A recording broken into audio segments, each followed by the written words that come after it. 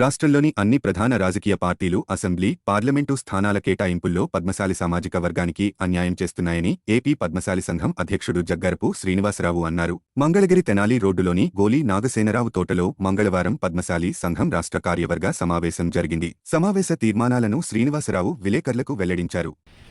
ఈ యొక్క ఎలక్షన్లో పద్మశాలీలకి సీట్లు కేటాయించడంలో అన్యాయం జరిగింది. మాకు రాష్ట్రంలో 11% పద్మశాలీలు ఉన్నాం.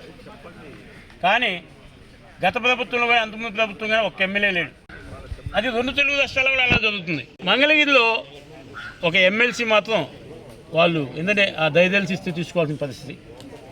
అట్లాగే 2 పార్టీల్లో కూడా అటు నుంచి కూడా మరి మనం ఇవ్వాలని చెప్పి లెక్కతో తెలుగుదేశం పార్టీ వాళ్ళు కూడా ఒక ఎమ్మెల్సీ మాకు ఇవ్వడం జరిగింది. మాకు దామాషా ప్రకారం రాష్ట్రంలో 32 నియోజకవర్గాల్లో బలంగా ఉన్నాము. సుమారు 20,000 నుంచి 50,000, కొన్ని నియోజకవర్గాల్లో 60,000 పై చిలుకు ఓట్లు ఉన్నాయి. పొద్దుటూరులో కానీ జమ్మలమడుగులో కానీ. మరి ఇవన్నీ కూడా గమనించి పద్మశాలీల సీట్లు లేదా చేనేతల సీట్లు చేనేతలకే ఇవ్వాలని చెప్పి దాని మీద ఇలా రాష్ట్ర సంఘం డిమాండ్ చేస్తుంది. ఇవ్వని పక్షంలో మేము ఎక్కడైతే పద్మశాలీలు ఎక్కువ ఉన్నదో, చేనేత కార్మికులు చేనేత కులాల్లో ఎక్కువ ఉన్నదో అందరి మీద సమీకరణ చేసుకొని అక్కడ ఇండిపెండెంట్గా పోటీ చేసి మన ఓట్లతోనే మనం గెలుద్దామనే దాని మీద ఒక తీర్మానం చేస్తున్నాం. ఈరోజు తిరుపతి దేవస్థానం అలివేలుమంగ అమ్మవారి మేము పుట్టింటి వాళ్ళం. అక్కడ ప్రతి సంవత్సరం కూడా బ్రహ్మోత్సవాల్లో లాంఛనాలు ఈవో మాకు ప్రొసీడింగ్స్ ఇచ్చి స్వామివారికి బట్టలు నేర్పించే విషయంలో కానీ 4 రోజుల పాటు ఉపవాసం ఉండి కూడా స్వామివారి బట్టలు తయారు చేస్తారు. అలాగే అమ్మవారికి బ్రహ్మోత్సవాల్లో ఏనుగు వాహనం రోజు సారే సీదా అంచనాన్ని కూడా మేమే జరుపుతాము.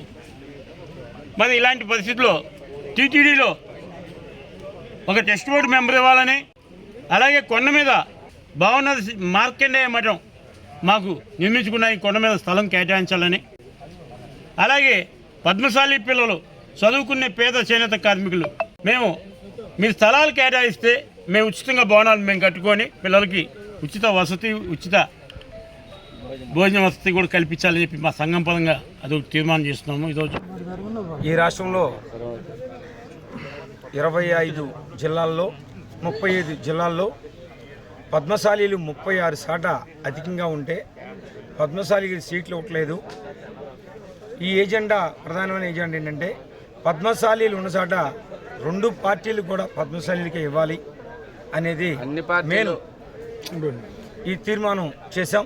అదేవిధంగా ఆంధ్రప్రదేశ్ పద్మశాలి సంఘం మరి ఈ అమరావతి ప్రదేశంలో ఇటు తిరుపతికి కానీ ఇటు వైజాగ్ కానీ సెంటర్ పాయింట్ కాబట్టి ఒక భవనాన్ని నిర్మించడానికి ఒక తీర్మానం, ఇలాంటివన్నీ కొత్త అధ్యక్షుడి తీర్మానం కూడా చేస్తున్నాం.